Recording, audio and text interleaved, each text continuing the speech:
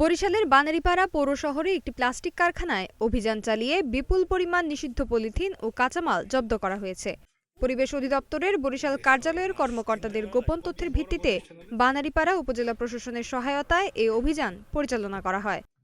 মঙ্গলবার বেলা ১২টার দিকে তথ্যের সত্যতা নিশ্চিত করে অভিযানে অংশ নেয়া বানারীপাড়া উপজেলার সহকারী কমিশনার ও এক্সিকিউটিভ ম্যাজিস্ট্রেট জিএমএ মুনিব জানান, সোমবার দিবাগত রাত ৮:৩০টার দিকে বানারীপাড়া পৌরসভার ৪ নম্বর ওয়ার্ডের চেয়ারম্যানগলি সড়ক সংলগ্ন খালপাড় এলাকায় অবস্থিত messrs Jaber plastic and packaging কারখানায় এই অভিযান চালানো হয়। অভিযানে কারখানা থেকে পলিথিন তৈরির প্রায় ৩,০০০ কেজি কাঁচামাল, পিপিই দানা এবং ৭২০ কেজি নিষিদ্ধ পলিথিন জব্দ করা হয়। জব্দকৃত কাঁচামাল ও নিষিদ্ধ পলিথিনের আনুমানিক বাজার মূল্য প্রায় ৮.৫ লাখ টাকা।